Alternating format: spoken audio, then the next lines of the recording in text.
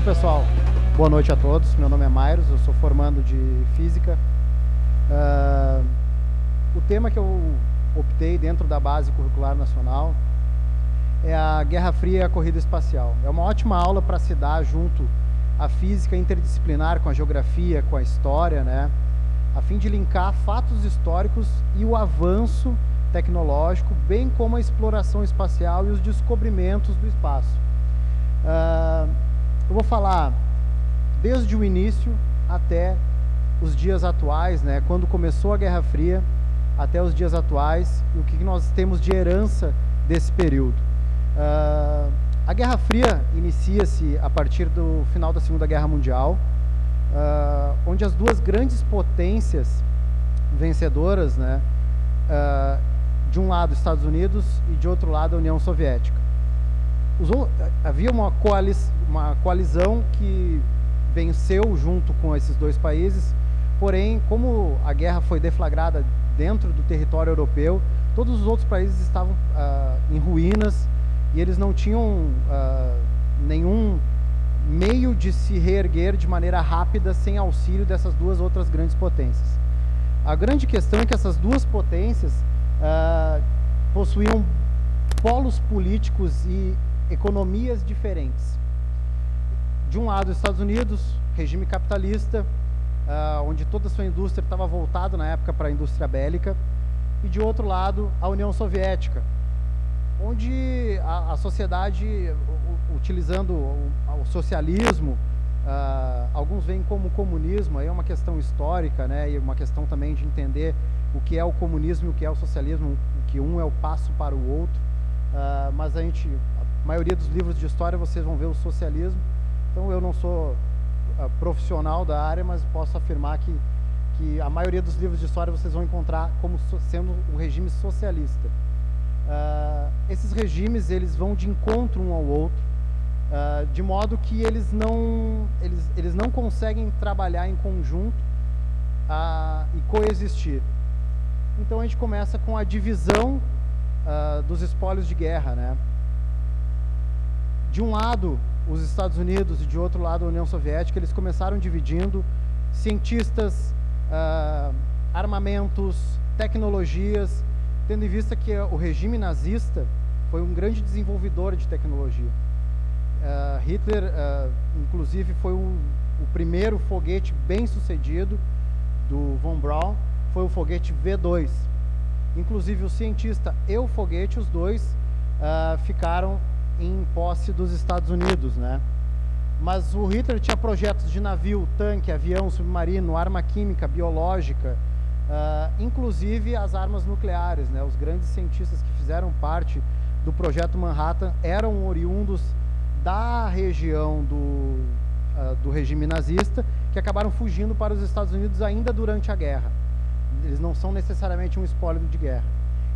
Na década de 60, né, no início da década de 60, tanto a União Soviética quanto os Estados Unidos já tinham capacidade bélica para destruir o planeta inteiro. E a corrida espacial, no final dos anos 50, se mostra uma maneira de mostrar a hegemonia dos dois blocos, né? Tanto o bloco socialista quanto o bloco capitalista. O espaço é uma maneira de se conquistar sem causar uma guerra direta. Por isso acaba se tornando uma guerra fria. Eles não, em nenhum momento, entraram em confronto direto um país com o outro. Porém, eles financiaram guerras em outros territórios, como a Guerra da Coreia, a Guerra do Vietnã, a Guerra do Afeganistão, onde, a partir do momento que havia oportunidade de surgir um regime socialista fora dos blocos da União Soviética, os Estados Unidos imediatamente apoiavam o regime contrário, de modo a combater a implantação desse sistema político e econômico dentro do próprio país. Acho que a grande arma da Guerra Fria, de acordo com todas as leituras que eu tive, e é importante quando a gente faz esse tipo de apanhado, buscar historiadores, tanto soviéticos, atualmente russos, quanto autores americanos. Vamos ter pontos de vista diferentes e informações diferentes também. A grande arma aqui foi a propaganda. Os dois regimes eram muito bons nisso. O regime capitalista até hoje é muito bom em propaganda, né? Hoje em dia vocês podem não querer comprar um produto, mas vocês lembram da marca do produto, da música do produto, do comercial do produto. A propaganda vai muito além da compra, da aquisição de bens. A propaganda, ela é um norte para uma população. Aqui à esquerda de vocês vão ver um selo soviético explorando exatamente o homem no espaço, a ciência, de modo a elevar o moral da sua população. O socialismo ele tem isso muito forte, né? O seu nacionalismo, o seu patriotismo muito elevado. E no lado direito de vocês aqui, vocês vão ver um selo americano, onde eles tentam combater o comunismo. Tanto é que a frase é dê a liberdade para as nações capturadas, porque a partir do ponto de vista capitalista, os Estados Unidos, eles viam todo o país que tinha esse regime socialista como se tivesse sido capturado pela União Soviética, e não necessariamente, né? Então, lute contra o comunismo. Na parte de cima a gente tem uma cidade bonita, linda, maravilhosa, capitalista, e a parte de baixo uma cidade em ruínas, onde seria o comunismo, né? Mas a corrida espacial começa sem muito sucesso, eles demoram um pouco para ter um sucesso efetivo. E a primeira nação a triunfar acaba sendo a União Soviética. Ao longo da apresentação vocês vão ver que a União Soviética triunfou sempre. O nosso primeiro satélite é o Sputnik, eis uma foto dele, né? Alguns apelidaram ele de Bip Bip, porque ele simplesmente emitia um sinal de rádio, fazendo um sinal de bip, numa frequência que podia ser captada em qualquer rádio ao redor do globo. As baterias dele duraram 22 dias e ele entrou na atmosfera 6 meses depois. Um mês depois, vem o nosso primeiro ser vivo a ir ao espaço. A cadelinha Laika, ela foi escolhida dentre outros 2 cães, além dela. Um mês depois, após algumas poucas horas, ela chegou a dar, acho que umas 3 órbitas em volta da Terra, ela chegou a morrer. A maioria das pessoas acreditava que foi por falta de oxigênio, mas recentemente foi divulgado por cientistas que trabalharam nesse projeto que ela morreu, na verdade, por sufocamento, calor e estresse. Ela ficou muito estressada, não havia proteção de radiação térmica, então ela acabou morrendo. Ela ainda tinha comida, água e oxigênio, mas porém ela morreu de estresse. Eles tinham uma raça, mas no meu ver é um vira-lata mesmo. A resposta americana veio somente em 58. Eles demoraram muito para lançar o seu primeiro satélite. A União Soviética até então já tinha lançado mais de 4. E foi a Explorer 1. Esse objeto aqui, continua ainda em órbita da Terra e ele é considerado o lixo espacial mais velho que a gente tem orbitando o planeta. A NASA foi criada somente 6 meses depois do lançamento desse foguete. Era totalmente governamental, mas a agência espacial foi criada muito tempo depois. Era totalmente militarizada, né? A diferença desse satélite para o Sputnik 1 é que ele tinha um sensor de raios cósmicos e ele tinha um sensor de temperatura. Então eles conseguiram ter uma ideia de como era a temperatura no espaço, e ele também foi possível a descoberta do cinturão de Van Allen. Mas novamente a União Soviética triunfa, mandando o primeiro ser humano agora para o espaço. E eis nosso amigo Yuri Gagarin, né? Ele conseguiu completar uma órbita em 108 minutos, ou seja, ele completou um giro em torno do planeta, né? A frase "a Terra é azul" é associada a ele, e ele morreu cerca de 8 anos após esse lançamento, num misterioso acidente de carro. Vocês vão ver que no regime socialista a espionagem nessa época era muito grande. Então, uma maneira do regime manter o sigilo das suas missões era, muitas vezes, desaparecendo, não vamos dizer assassinando, né, que eu não tenho prova nenhuma com isso, mas desaparecendo com as pessoas envolvidas, né. Muito tempo depois, 2 anos depois, vai o nosso amigo Alan Shepard, e os Estados Unidos conseguem mandar, então, um humano para o espaço. Mas ele não consegue completar uma volta. Ele simplesmente faz uma trajetória balística. Lançam ele e ele cai novamente num território, se não me engano, ele caiu no mar, mas ele não chega a completar uma volta em torno do planeta, né? Então não chega a ser considerado um grande sucesso da missão, né? De 61 a 72, os Estados Unidos, no início dos anos 60, o presidente Kennedy prometeu que até o final da década, um americano, pousaria na Lua.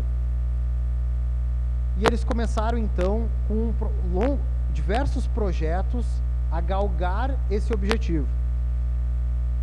Começaram com o projeto Mercury, para testar manobras dentro da órbita terrestre. Depois o projeto Gemini para acoplagem, tendo em vista que era necessário para chegar à Lua. Para então, de 66 a 72, lançarem diversas missões da missão Apollo, que ia efetivamente alcançar a Lua.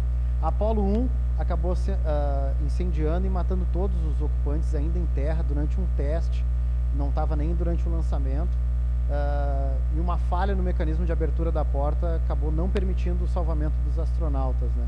Somente em 69 que eles conseguiram atingir o objetivo de pousar na Lua no dia 20 de julho. E Apollo 13, outro desastre que acabou se transformando num sucesso. Inclusive vocês têm livros, filmes, né? Porque a partir da Apollo 11, essa época aqui foi muito conturbada, assim. Eles começaram a ver que o orçamento para esse tipo de coisa era muito caro e o povo começou a se rebelar contra isso. Mas já vamos chegar lá. E agora vocês veem que a União Soviética sempre triunfou. Em 62, eles conseguiram mandar a primeira sonda a Marte. Em 63, a primeira mulher, a Valentina Tereshkova. Em 65, a primeira sonda a cair em Vênus. Em 66, a primeira sonda a fazer um pouso suave e transmitir a partir da Lua. Em 70, o primeiro robô na Lua. Em 71, a primeira estação espacial. Em 71, a primeira sonda a pousar em Marte. A sonda lançada em Marte, ela simplesmente bateu em Marte, tá? Essa sonda aqui, ela realmente pousou em Marte. E aí está a nossa amiga Valentina Tereshkova. Ela tem hoje 80 anos, está viva ainda. Ela é considerada herói na Rússia. Ela já trabalhou como deputada, hoje em dia ela é aposentada. Mas vocês podem ver que esse tipo de associação ao heroísmo, ou também a elevação do espírito feminino, não acontece no mundo capitalista. Os Estados Unidos demora muito para mandar a primeira mulher no espaço. Depois, quando foi mandar a primeira civil, que era uma professora, acabou que a nave Challenger acabou explodindo. Ela não conseguiu alcançar esse objetivo. Porém, a Valentina está aí triunfando para as mulheres, né? Parabéns. E a gente agora se pergunta, o pouso na Lua é um mito ou é uma verdade? Alguém aqui acredita que o homem não pousou na Lua? Ninguém? Nada? Sério? Né? Para problematizar. Tu acredita que o homem não pousou na Lua? O porquê disso acontecer? A propaganda e a espionagem nessa época, como eu já disse, era muito forte. Se nós voltarmos alguns slides, vocês vão ver que a União Soviética sempre triunfou perante os Estados Unidos.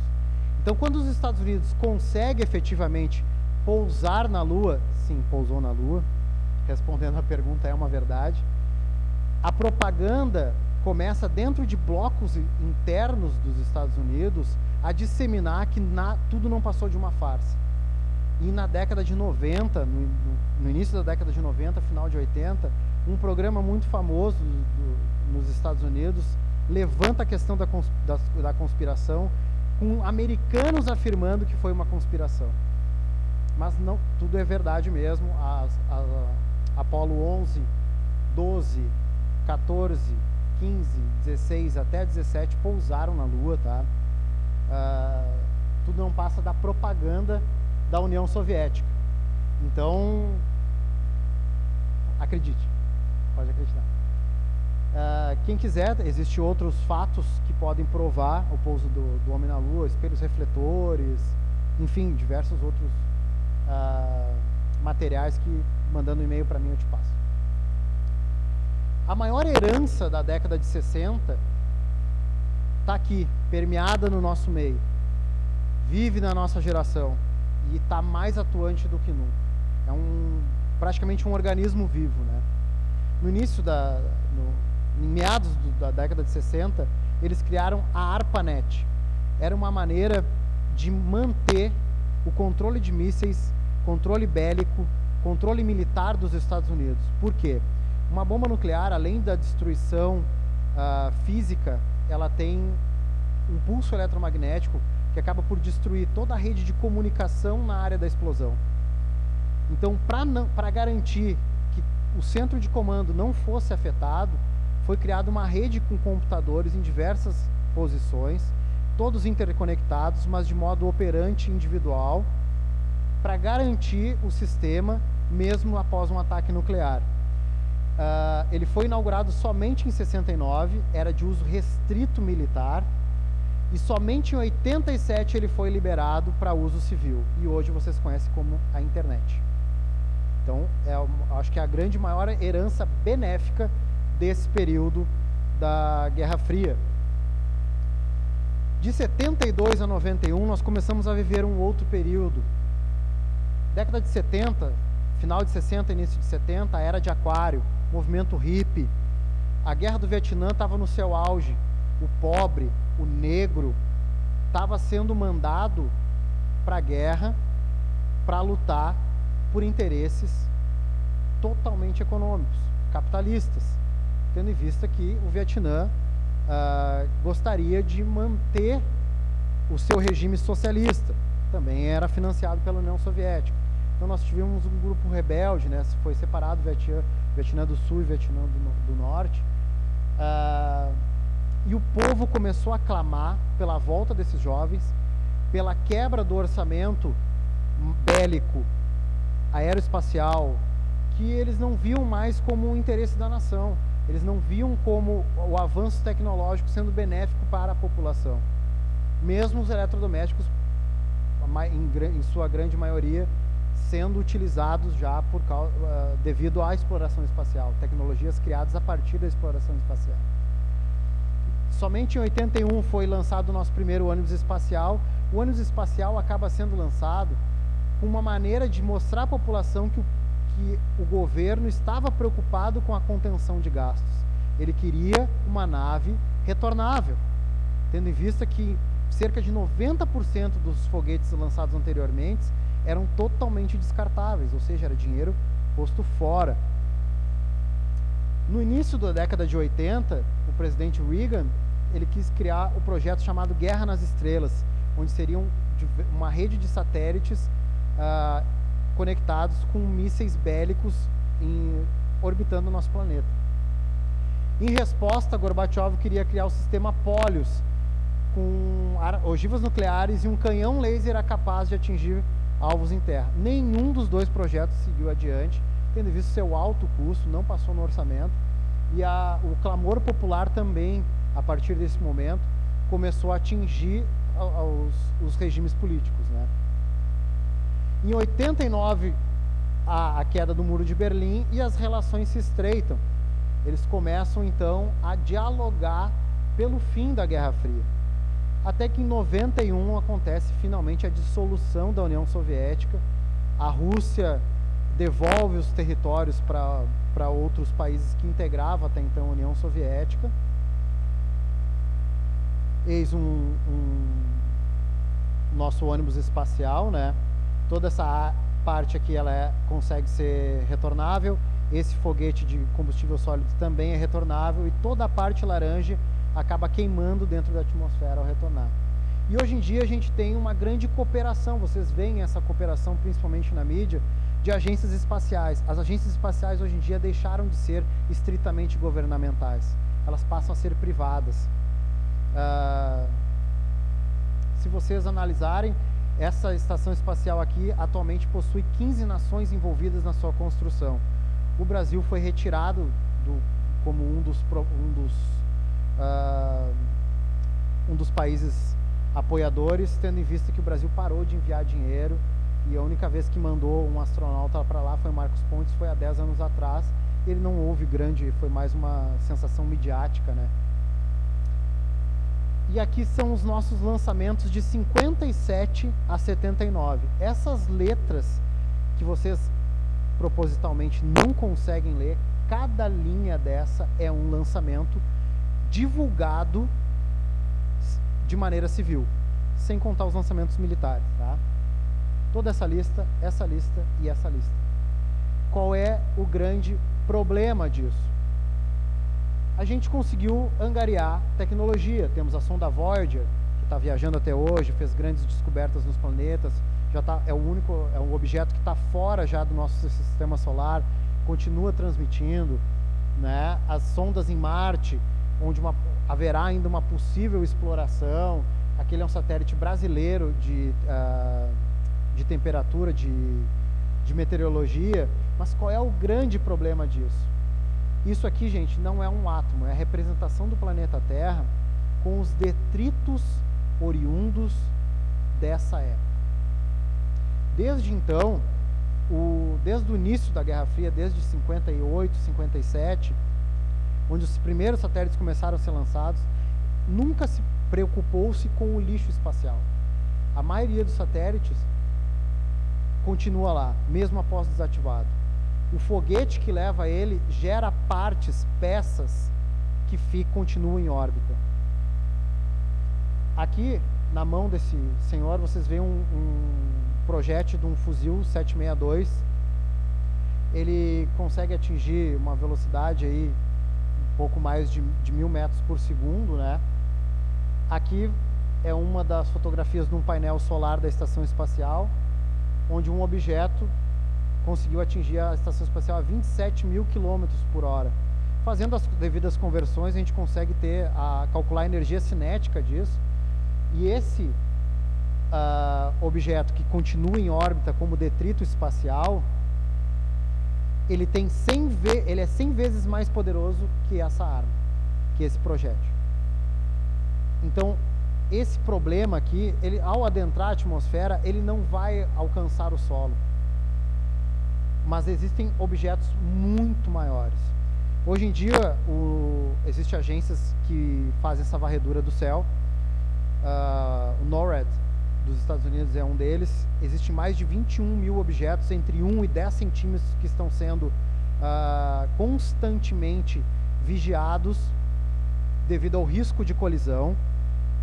Mas acredita-se que mais de 500 mil outros objetos, na ordem de uma bola de gude, não são detectados e continuam orbitando o planeta. E aqui vocês veem uma imagem do filme Gravidade, creio que a maioria aqui já viu esse filme, né? Ele é baseado na síndrome de Kessler. Kessler, ele era um engenheiro da NASA, que ele acredita que pode haver uma reação em cadeia, onde uma partícula vai bater na outra, gerando uma reação em cadeia, onde vai haver um cataclisma na comunicação global, tendo em vista que toda a nossa comunicação hoje em dia é via satélite. E isso aqui é muito possível de acontecer. Matematicamente falando, as probabilidades são pequenas, tendo em vista que as órbitas são muito grandes. A órbita baixa varia de 300 km a 1.200 km. Então, os objetos estão em diversas camadas dentro dessa órbita baixa, e matematicamente a probabilidade disso acontecer é pequena. Mas a partir do momento em que um objeto gerar outros detritos, essa probabilidade vai aumentando. Isso é mais fácil de ocorrer. Esse, por exemplo, é um dos módulos do foguete classe Delta II. Ele é um dos carros-chefe de lançamento de satélite dos Estados Unidos, tá? Do combustível sólido. Vocês podem ver que ele caiu praticamente inteiro. Pela altura do homem aqui, vocês já conseguem ter uma ideia do tamanho que esse objeto é e do peso que esse objeto é. Aqui um outro também do foguete Delta II, quando caiu em 97. E hoje em dia, muito recentemente mesmo, as agências começaram a se preocupar com esse lixo espacial. Somente agora eles começaram a se preocupar com esse lixo espacial.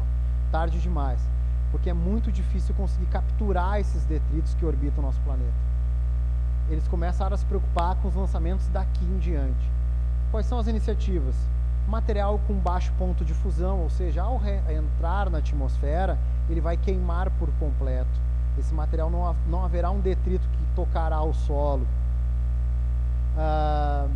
Outra maneira de fazer isso aqui é queima de propelente, ou seja, a gente manda um satélite, no final da sua vida útil, a gente tira ele de órbita, retornando ao planeta ou mandando para uma órbita cemitério, uma órbita onde vai ficar satélites, dispositivos que não são mais utilizados.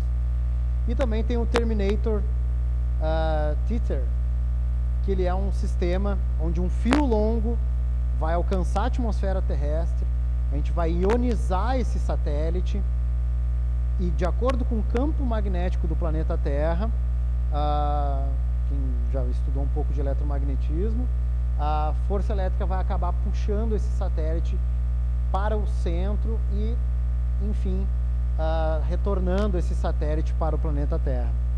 Qual é o problema disso? Ele demora cerca de 11 anos para cair. Tá?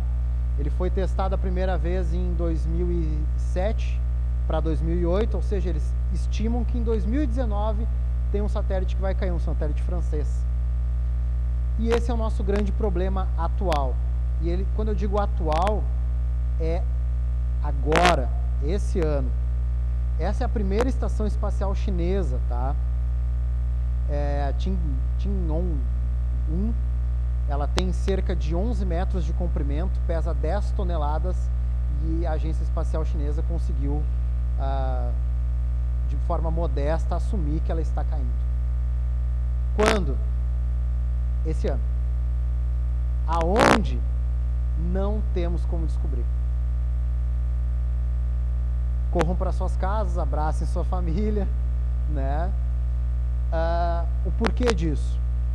Ao adentrar na atmosfera, toda essa estação espacial aqui, ela começa a sua queima, a sua aerodinâmica muda, o seu peso muda, a sua velocidade muda, sua direção muda, seu sentido muda, de modo que somente com cerca de 6 horas de antecedência da queda efetiva, nós vamos poder precisar, ainda com uma boa margem de erro, aonde que ela vai cair. Então, fiquem atentos às notícias, que pode cair onde vocês estão. Acredita-se que ela vai queimar boa parte da estação vai queimar. Mas no final, a expectativa é que peças na ordem de 100 quilos ainda vão estar inteiras ao tocar o solo. Então vocês imaginam uma peça com 100 quilos, chegando com velocidade terminal de 400 km por hora, 300 km por hora, em chamas, enfim, caindo por aí, né? A gente está de maneira bem displicente. Outro problema também dos detritos espaciais é que a maioria dos satélites utiliza material radioativo, urânio. Então, ele queima na atmosfera, só que ao queimar na atmosfera, esse material radioativo ele é liberado, vaporizado, e essas partículas podem acabar causando problemas em uma vasta região, tendo em vista que eles vão ser liberados em altitudes muito grandes da atmosfera. Então, eles vão pulverizar. Então, a internet foi a nossa herança da Guerra Fria boa, essa é a herança da Guerra Fria ruim. Óbvio, essa estação espacial é bem recente, mas existem vários outros objetos, a sua grande maioria é da época da Guerra Fria. Desde 94 para cá, os materiais têm sido diferentes, né? Eles têm evitado usar titânio, aço inoxidável com ponto de fusão muito alto. Eu gostaria de agradecer a todos vocês. Eu acreditava que minha palestra ia durar um pouco mais, até porque ela durou muito, né, a outra vez. mas estou aberto a perguntas. Quem quiser esse material, eu tenho um material muito maior, eu tive que deixar ele muito mais sucinto para a apresentação. Me manda um e-mail que eu mando esse material para vocês. Tem ótimas leituras. As leituras soviéticas são muito boas, a gente tem muita história de espionagem. Para quem gosta até de um drama romance baseado em fatos históricos, vocês vão gostar muito. Então eu agradeço a todos vocês e estou aberto a perguntas aí.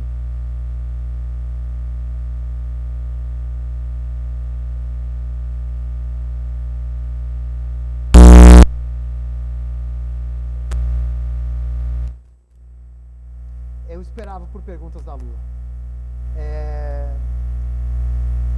Posso adiantar outras perguntas antes de responder a tua? Por que não tem estrelas nas fotos? Vocês já pararam para pensar nisso também, né? Os caras, hoje em dia a gente consegue tirar foto com celular. Na época, os caras não conseguiam tirar uma foto decente. Peguem um celular de vocês hoje e tentem tirar uma foto do céu. Aquelas luas bonitas, né? Quando tá aquela lua bonita, assim, tu pega o celular e tenta tirar uma foto, sai uma porcaria. É um ponto clarinho, sem resolução nenhuma, por melhor que seja o celular. Então, por que a bandeira treme? Quem lembra da física, né? Nós temos uma questão de Newton, uma questão de inércia, ou seja, aqui na Terra nós temos gravidade, ar, atrito, né? Então, se eu largar essa caneta a girar aqui, ela vai parar em determinado ponto. Lá eu não tenho atmosfera, a gravidade é muito baixa na Lua. Então, a partir do momento em que eu crio um movimento de onda na bandeira, esse movimento de onda, a onda aqui na Terra, acaba sendo amortecida, de modo que ela vai um dia parar. Mesma coisa uma mamola, né? A gente puxa uma mola aqui, a mola vai chegar num ponto que ela vai estar num estado de inércia, né? A bandeira na Lua não.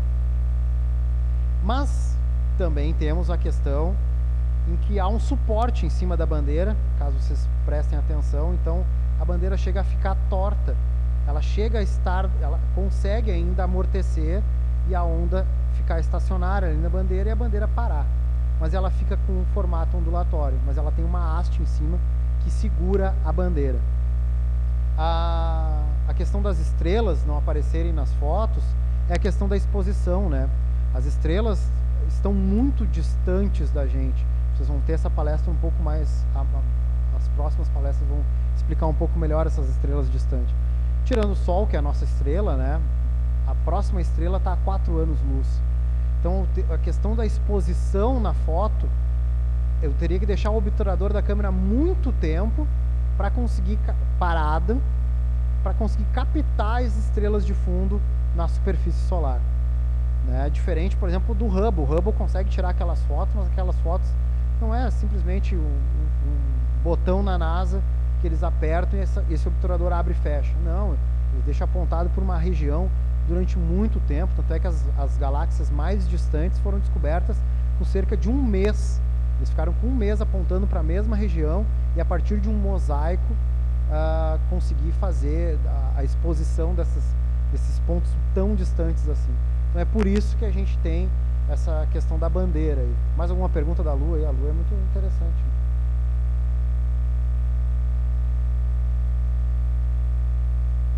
Mais alguém? Pode fazer.